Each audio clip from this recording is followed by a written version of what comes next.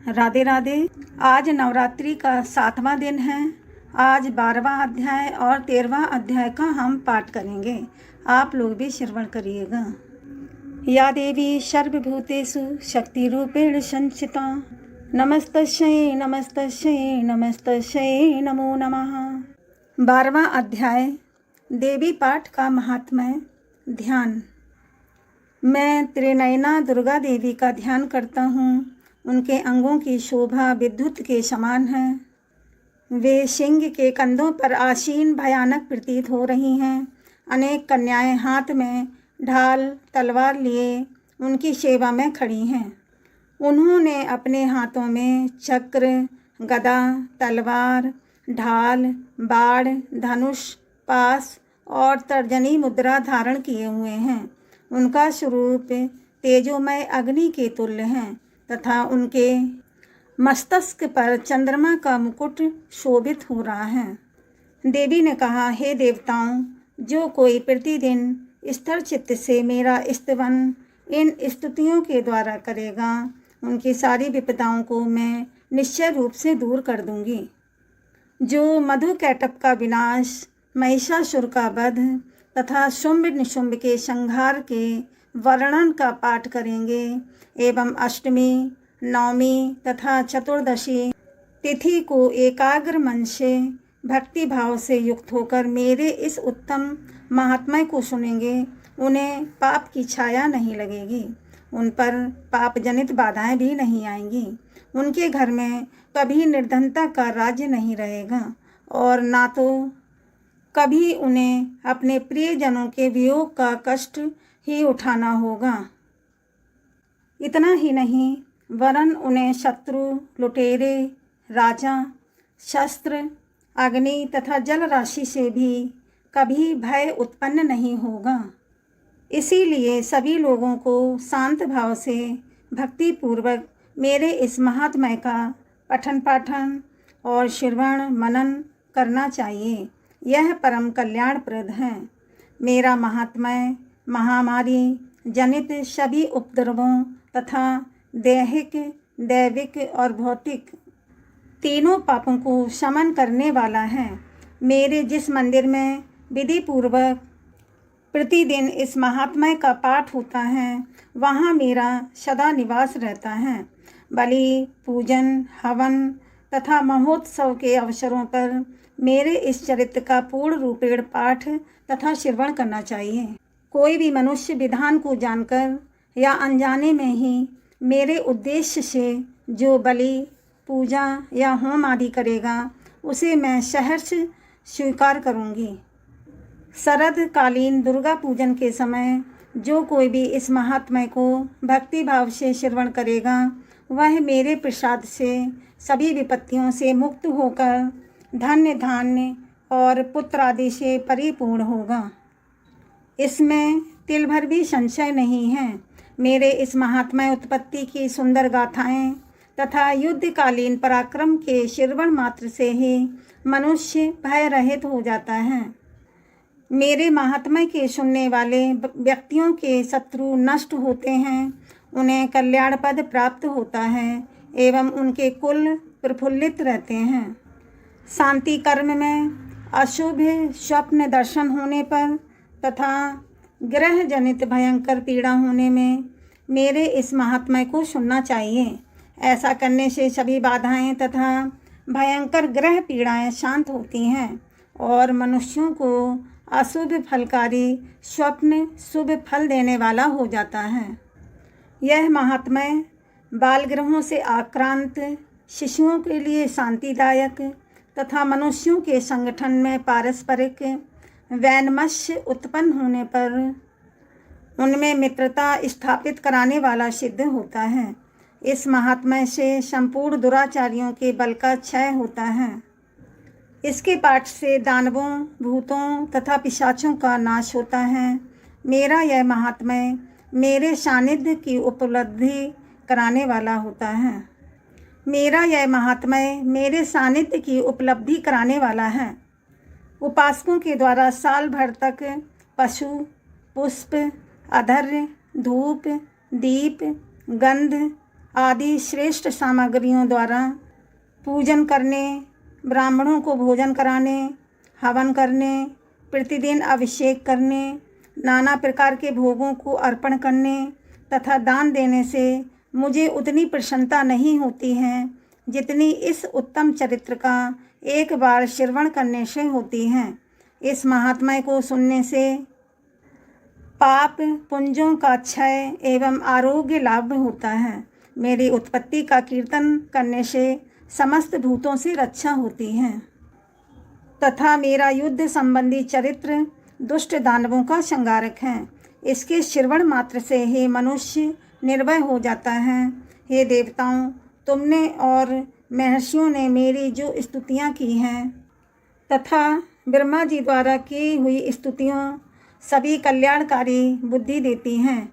One में, सुनसान स्थल में या दावाग्नि से घिर जाने पर, जनहीन स्थान में, लुटेरों के चक्कर में आ जाने पर, शत्रुओं द्वारा बंदी होने पर अथवा वन में सिंह, व्याघ्र, जंगली हस्तियों के पीछा करने पर, राजाज्ञा से बंधन या बद स्थल पर ले जाने के समय अथवा समुद्र में यात्रा करते समय, तूफान के कारण नाव डगमगाने पर, भयंकर युद्ध में शस्त्रों का आघात होने, वेदना से पीड़ित होने, इतना ही नहीं वरन समस्त भीषण बाधाओं के सामने आने पर जो कोई इस चरित्र का स्मरण करता है वह व्यक्ति संकट को पार हो जाता है। मेरे प्रभाव से सिंह आदि हिंसक जंतु नाश प्राप्त होते तथा लुटेरे एवं शत्रु भी मेरे चरित्र का स्मरण करने वाले लोगों से दूर भाग जाते हैं। ऋषि ने कहा, ऐसा कहकर अब देवों के देखते ही देखते पराक्रम वाली भगवती चंडिका वहीं अंतर्ध्यान हो गईं। तब सभी देवता शत्रु के मारे जाने से यज्ञांश का उपभोग पहले की तरह निर्भय होकर करने लगे और अपने अधिकार का उपयोग करने लगे। महाबलवान दैत्य शुंभ निशुंभ की मृत्यु के अनंतर शेष बचे कुछे दैत्य पाताल लोक को चले गए। हे राजन, इस प्रकार भगवती अंबिका शाश्वत और नित्य होते हुए भी बारंबार अवतरित होकर भूभार हरण करके संसार का रक्षण करती हैं। वे ही इस विश्व को मोहित करती हैं, जगत की सृष्टि करती हैं तथा प्रार्थना करने पर संतुष्ट हो विज्ञान और स्मृति प्रदान करती हैं।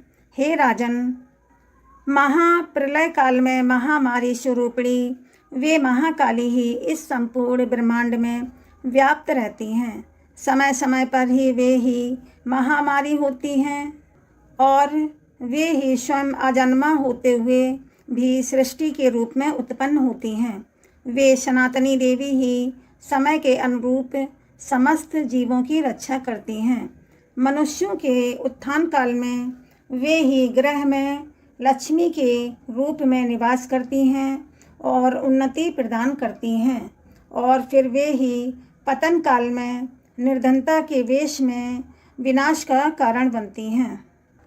पुष्प, धूप, गंध आदि से विधिवत पूजन करके उनका स्तवन करने से वे धन्य धान्य, पुत्र, सद्बुद्धि तथा उत्तम गति को प्रदान करती हैं। देवी महात्म्य में वर्णित फल स्तुति नामक 12वां अध्याय समाप्त। बोलो शेरा वाली मैया की जय। 13वां अध्याय सुरथ और वैश्य को देवी द्वारा वर प्राप्ति। ध्यान। जिनके शरीर की कांति बालकालीन सूर्य की भांति हैं, जिनकी 4 भुजाएं और 3 नेत्र तथा जो अपने हाथों में पाश, अंकुश, वर एवं अभय की मुद्रा धारण करती हैं, ऐसी उन शिवा देवी का मैं ध्यान करता हूँ। ऋषि ने कहा, हे राजन, इस प्रकार मैंने तुमसे देवी के श्रेष्ठ महात्म्य का कथन किया। इस जगत की धारित्री देवी का ऐसा ही प्रभाव है। उन्हीं के द्वारा विद्या अर्थात ज्ञान का उदय होता है। भगवान विष्णु की माया स्वरूपा उन भगवती द्वारा ही तुम ये वैश्य तथा अन्य विवेकशील लोग मुग्ध होते हैं। इस समय भी मोहित हुए हैं एवं आगे भी इसी प्रकार होते रहेंगे। महाराज, तुम उन्हीं परमेश्वरी का शरण ग्रहण करो। अपने उपासकों को वे भोग, स्वर्ग तथा मुक्ति लाभ कराती हैं। मार्कंडेय मुनि ने कहा। मेधा मुनि से ऐसा वचन सुनकर राजा सुरथ ने उत्तम वृत्तधारी उन महाभाग महर्षि को नमस्कार किया। वे अत्यंत ममता तथा राजभ्रष्ट होने के कारण बहुत क्षुब्ध हो उठे थे। महामुनि इसीलिए विरक्ति के कारण वे राजा तथा वैश्य तत्क्षण तपस्या के लिए चले गए और वे जगदम्बा के दर्शनार्थ नदी के तट पर तप साधन करने लगे। वे वैश्य देवी सूक्त का उत्तम जप करते हुए तपस्या में लीन हुए। ये दोनों ही नदी तीर पर देवी की मिट्टी की प्रतिमा स्थापित करके उनकी पुष्प, धूप और हवन आदि के द्वारा उपासना करने लगे।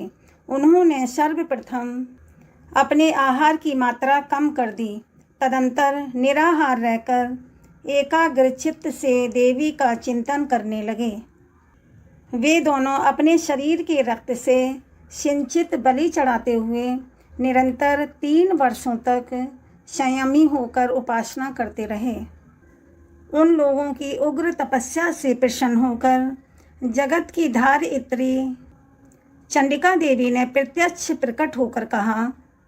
देवी ने कहा, हे राजन, अपने कुल को प्रमुदित करने वाले वैश्य, तुम लोगों की जो मनोवांछा हो वह मुझसे मांग लो। मैं तुम लोगों से प्रसन्न हूँ, अतः तुम्हें सब कुछ दे सकूँगी। मार्कंडेय जी बोले। देवी की बात सुनकर राजा ने दूसरे जन्म में अक्षय राज्य प्राप्त करने का वर मांगा तथा इस जन्म में भी शत्रुओं की समस्त सेना को बलपूर्वक पराजित करके पुनः राज्य पर अधिकार जमा लेने का वरदान मांगा। वैश्य अत्यंत बुद्धिमान मनुष्य था। उसका मन सांसारिक विषयों से विरक्त हो चुका था। इसीलिए उस समय वैश्य ने ममता और अंधकार मिटाने वाले ज्ञान की प्राप्ति का वर मांग लिया।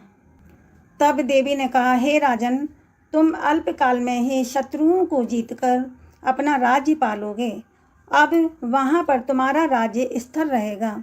मृत्यु के पश्चात तुम सूर्य के अंश से जन्म लेकर इस पृथ्वी पर सावर्णिक मनु के नाम से प्रसिद्ध होगे। हे वैश्य श्रेष्ठ, तुमने जिस वर को पाने की मुझसे इच्छा जताई है उसे भी मैं देती हूँ।